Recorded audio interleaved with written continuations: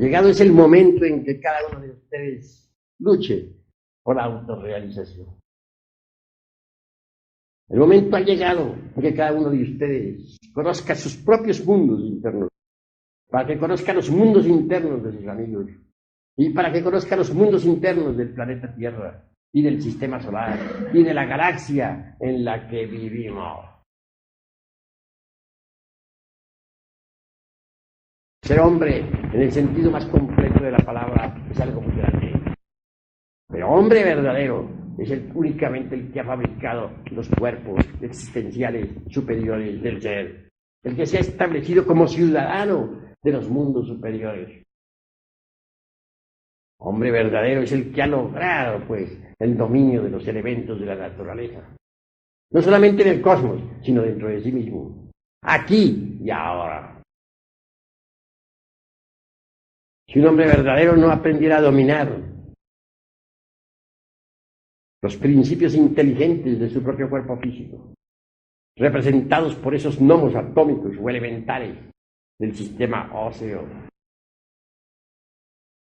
tampoco podría dominar a los gnomos del planeta en que vivimos, a los gnomos que viven entre las rocas de la Tierra. Si un hombre auténtico pudiera dominar a las inquietas ondinas atómicas que viven entre sus aguas seminales y en la linfa, tampoco podría dominar a las ondinas y elementales acuáticos de los ríos y de los mares.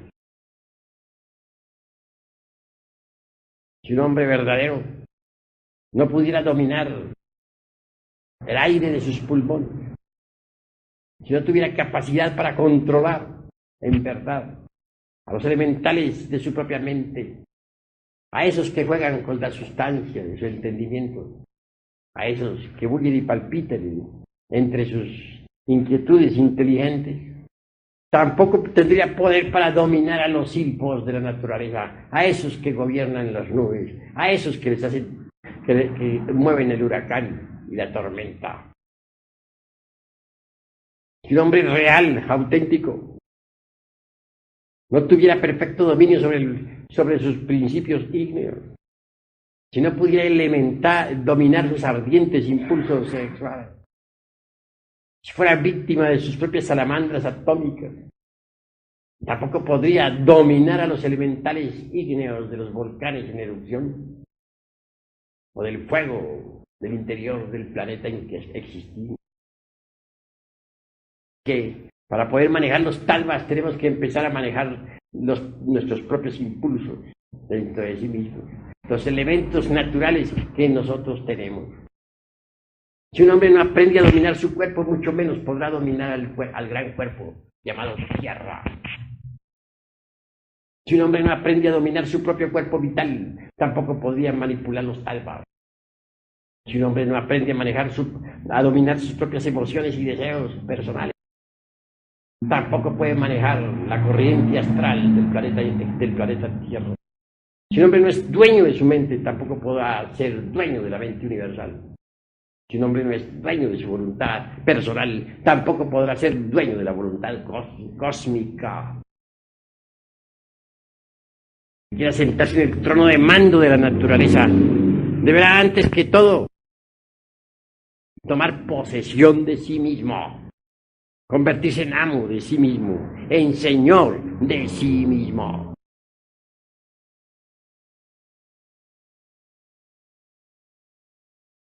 Ser rey de la naturaleza es algo grandioso.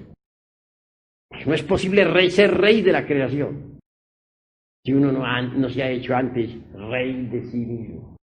Para llegar a ser rey de sí mismo es indispensable aprender a negarse a sí mismo. Raros son los que se saben negar a sí mismos. Solo aquel que aprende a negarse a sí mismo puede sentarse en el trono de mando para gobernar a la naturaleza entera. Solo el hombre que aprende a negarse a sí mismo adquiere poder sobre el fuego de los volcanes en erupción y puede hacer temblar la tierra. Solo el hombre que aprende a negarse a sí mismo puede apaciguar las tempestades. Solo el hombre que aprende a negarse a sí mismo puede desatar los huracanes. En tanto uno no haya aprendido a negarse a sí mismo, es un débil, un incapaz, una criatura víctima de la circunstancia. Negarse a sí mismo aparentemente es muy fácil. En teoría, en frío, cualquiera se siente capaz de negarse a sí mismo. En caliente es diferente. Quisiera poner algún ejemplo de negación de sí mismo. Apelaré a la cuestión de las bodas matrimoniales con tal de insinuar ideas. Tengamos el caso de alguien que se casará siendo alquimista. Bien sabemos que el alquimista maneja el vitriolo, vidrio líquido, flexible, maleable. O hablando en otros términos, el esperma sagrado. O el azogue, como también se le dice, el azogue en bruto. Obviamente un alquimista no puede jamás derramar el vaso de Hermes. Concebiría un alquimista dedicado a la gran obra derramando el vaso de Hermes Trismegisto, el 3 veces grande dios Ibis de Tao. O en otros términos más concretos, llegando hasta la eyaculación del inseminis durante la cópula química o metafísica.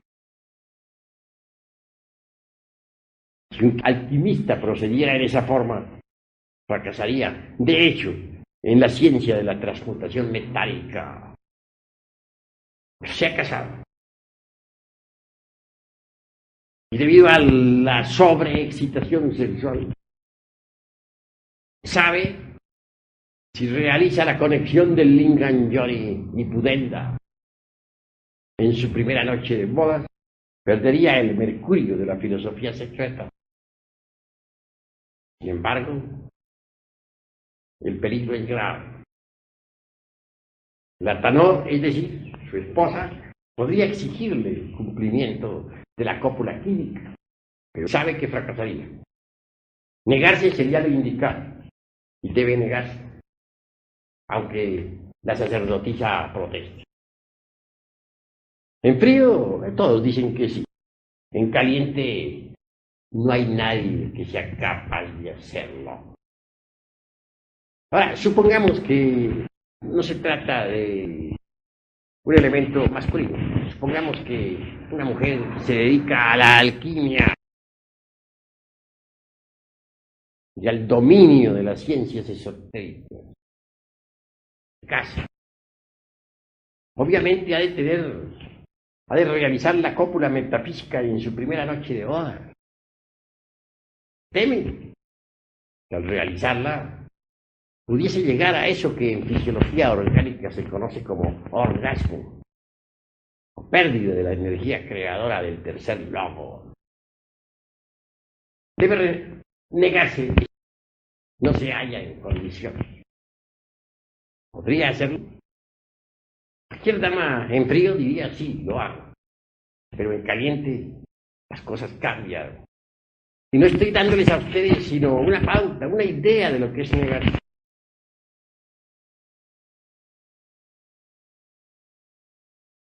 En tanto un hombre o una mujer no se nieguen a sí mismos, no sean capaces de sacrificar la parte animal por amor al Cristo íntimo, al Logos.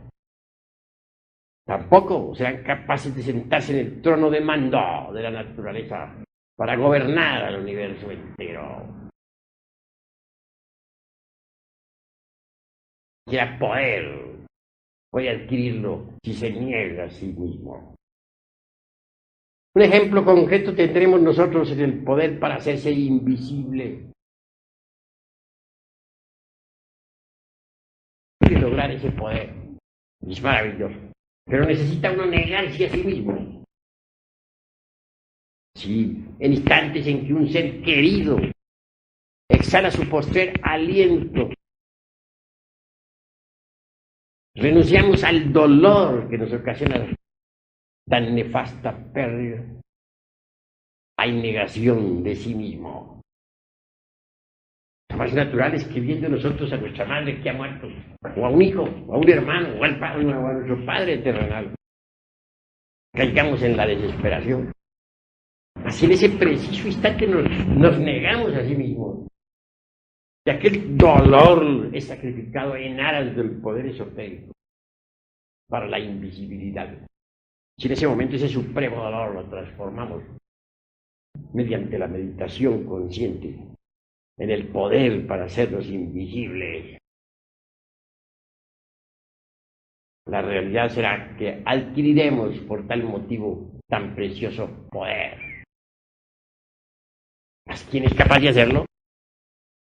¿Cuál sería capaz de sonreír de verdad, renunciando al dolor ante el lecho de su madre muerta? ¿Cuál sería capaz de sacrificar ese dolor, de renunciar a él ante el lecho de su padre o de su esposa fallecida? Imposible. Es muy difícil hallar a alguien con esa capacidad. Entonces, ¿cómo aprender a hacerse invisible si no somos capaces de conseguir el poder? Para conseguirlo hay que negarnos a sí mismos. Y si no nos negamos, ¿conseguiremos acaso tal poder? Los poderes, pero implican sacrificio y negación de sí mismo.